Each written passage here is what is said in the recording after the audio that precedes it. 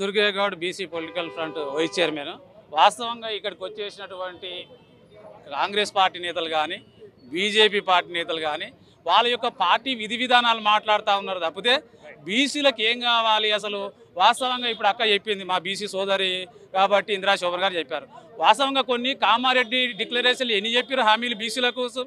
దాదాపు ఇక్కడ అంటే ఇద్దరు రెడ్డి సోదరులు కేసు వేసి ఆపిర్రు. కామారెడ్డి డిక్లరేషన్లో బీసీలకు ఏడాదికి 20,000 కోట్ల రూపాయల బడ్జెట్ ఇస్తున్నారు, ఒక్క రూపాయి ఇవ్వలే. బీసీ విద్యార్థులకు ఫీజు రియంబర్స్మెంట్ సకాలంలో ఇస్తామన్నారు.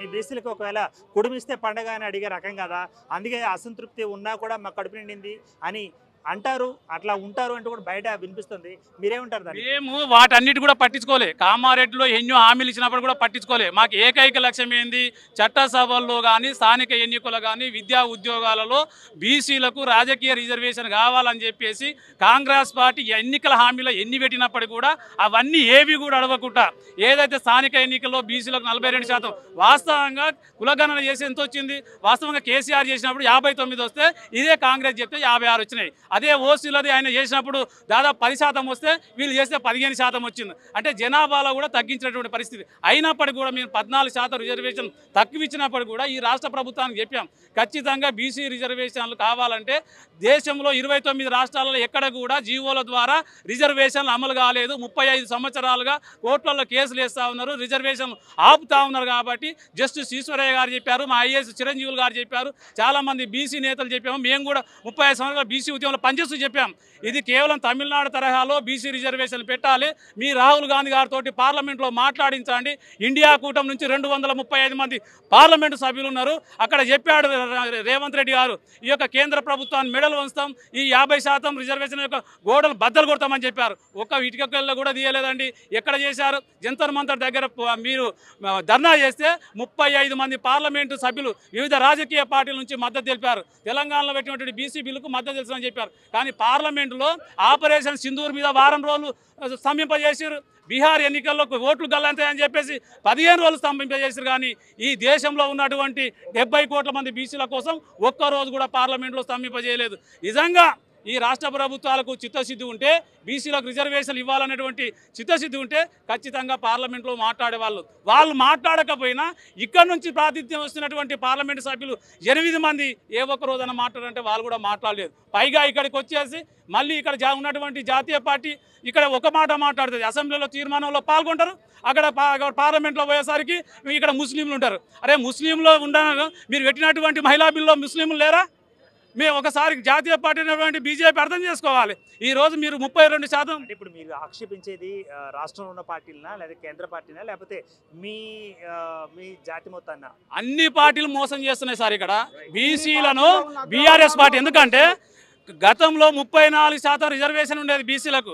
గత బీఆర్ఎస్ ప్రభుత్వంలో ఇదే కోర్టుకు వెళ్తేస్తే ఈ 34 ఉన్నదాన్ని 22 తీసుకొచ్చింది గత ప్రభుత్వం. మరి మీకు చివరి ప్రశ్న వేస్తున్నాను, మరి బీఆర్ఎస్కి ఒకవేళ ఓటేసాము బీసీ సోదరులు అనుకుంటే వాళ్ళు చేసింది ఎంత, కాంగ్రెస్ పార్టీకి మనం ఓటేసాం అనుకుంటే వీళ్ళు చేసింది ఎంత, ఎవరు ఎంత చేశారు బీసీ లోకానికి?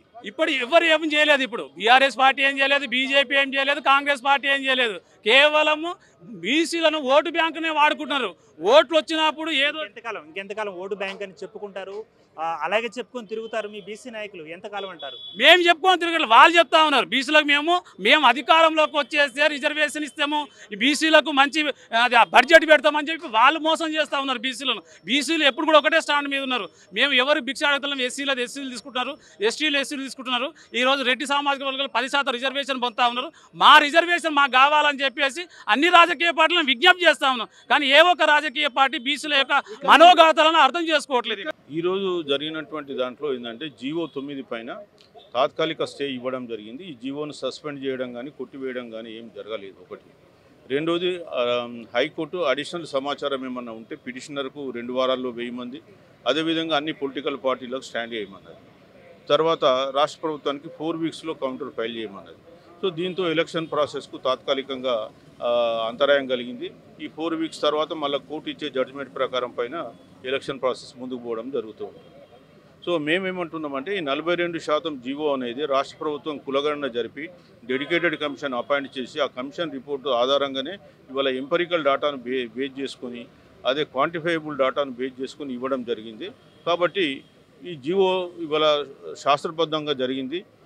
ఇది మీరు జీవోను హెల్డప్ చేయాలి, ఈ జీవో కరెక్ట్ అని హైకోర్టు ఇవ్వాలని చెప్పేసి మేము కూడా ఇందులో ఇంప్లీట్ కావడం జరిగింది. అయినప్పటికీ కూడా ఏంటంటే ఈ రిజర్వేషన్ వ్యతిరేకులు ఎవరైతే ఉన్నారో ఈ రాష్ట్రంలో, వాస్తవంగా చెప్పాలంటే ఈ రాష్ట్రంలో మెజారిటీ ప్రజలు బీసీలు, కానీ వాళ్ళకు సామాజిక న్యాయం అందడం అనేది చాలా ఎంత కష్టం అనేది మళ్ళీ ఒకసారి రుజువైంది. ఇవాళ మన జనాభా కూడా చూస్తే బీసీలకు ఎస్సీలు 18, ఎస్టీలు 10, 28 పోతే బీసీలు 56% ఉన్నారు. 85% జనాభా ఎస్సీ ఎస్టీ బీసీలది. కేవలం 14-15% ఉన్న ఓసీలకు 33% ఓపెన్లో ఉంది. మీరు 15% ఉన్న మీకు 33% ఓపెన్ ఉంది. మరి మాకేమో మేము 56% ఉన్న మాకు 22% ఎట్లుంటుందండి? సో అందుకే సామాజిక న్యాయాన్ని ప్రశ్నిస్తున్నాం. మీరు రేపు రాబోయే కాలంలో దీన్ని మరింత గట్టిగా ప్రజల్లోకి తీసుకెళ్తాం. ముఖ్యంగా మేము మొదటి నుంచి ఒకటే చెప్తున్నాం, 9th షెడ్యూల్ ద్వారానే ఈ 50% మించినటువంటి రిజర్వేషన్లు సాధ్యమవుతాయి. ఈ జీవోల ద్వారా అది సాధ్యం కాదు, అనేకమైన న్యాయపరమైన సమస్యలు వస్తాయని చెప్తున్నాం. సో మేము చెప్పిన దాన్ని వీళ్ళు రాష్ట్ర ప్రభుత్వం కొంత పెడిచెవున పెట్టింది. మొట్టమొదట షెడ్యూల్ 9 కింద పంపడం కొరకు ఇక్కడ బిల్లులు పాస్ చేసి కేంద్రానికి పంపించారు. కానీ కేంద్రంలో ఉన్నటువంటి బీజేపీ ప్రభుత్వము ముస్లింలు ఉన్నారని రకరకాల కారణాలు చూపించి మోకాలు అడ్డం పెట్టింది.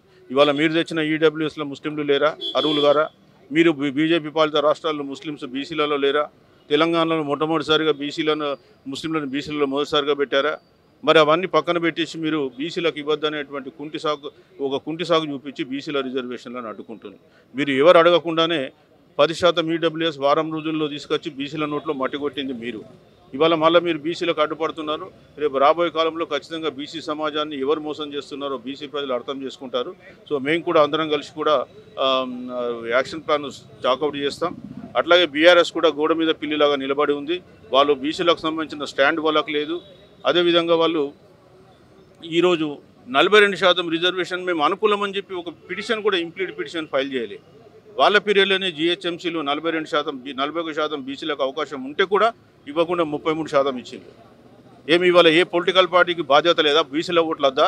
ఎందుకు ఇంప్లిమెంట్ కాలే? ఒక్క పార్టీ కూడా పొలిటికల్ పార్టీ ఇంప్లీట్ కాలేదు అంటే వాళ్ళకి బీసీలు కనిపిస్తలేదు. అందుకని వాళ్ళ హైకోర్టు కూడా ఏమన్నది, అన్ని పొలిటికల్ పార్టీస్ని మీరు అఫిడవిట్ చేసేది ఉంటే ఏమన్నారు. మేము కోరేది ఏంటంటే రాబోయే కాలంలో బీసీ సమాజం ఈ పార్టీలన్నీ ఎవరు బీసీ ద్రోహుల పార్టీలు తెలుసుకుంటున్నారు కాబట్టి 100% ప్రశ్నిస్తారు. మీకు ఈ బీసీ సమాజం మేల్కొంది కాబట్టి మీరు జాగ్రత్త ఉండకపోతే కష్టకాలం వచ్చిందని చెప్తున్నాం. రైట్ అండి. చివరిగా అంటే ఇప్పుడు బీసీ సోదరులు మన ఆంధ్రప్రభకి ఇచ్చిన వాయిస్లో కూడా మ్యాక్సిమం ఏమడిగారంటే 9వ షెడ్యూల్లో ఉంచితే మరి కోర్టులకు అతీతంగా వాటి విచారణలకు తీర్పులకు అతీతంగా ఉంటుంది కదా, మరి డైరెక్ట్గా అదేదో కామారెడ్డి డిక్లరేషన్లోనే లేకపోతే కామారెడ్డి డిక్లరేషన్ బదులుగా అది పెట్టుంటే 9 నెంబర్ షెడ్యూల్ పెడతామని హామీ ఇచ్చుంటే కార్యాచరణలో జరిగేది కదా అని అంటున్నారు. ఏం జరిగిందంటారు ఇక్కడ? ఇప్పుడు 42% ఇవ్వడానికి రకరకాల మార్గాలు ఉన్నాయి. మేము మొదటి నుంచి ఏం చెప్తున్నామంటే కొన్ని బీసీ సంఘాలు జీవో ఇస్తే చాలు, జీవో ద్వారా సాధ్యమే అన్నారు. ఏమైంది ఇవాళ? మేము మొదటి నుంచి 9th షెడ్యూల్ తప్ప వేరే మాట మాట్లాడలేదు. అయినా గవర్నమెంట్ జీవో ఇచ్చింది కాబట్టి ఆ జీవోను రక్షించాలనే ఉద్దేశంతో మేము కూడా ఇంప్లీడ్ అయినాం. మాకు తెలుసు పర్యవసనాలు ఏముంటాయని, అయినప్పటికీ కూడా ఇన్వాల్వ్ అయ్యారు.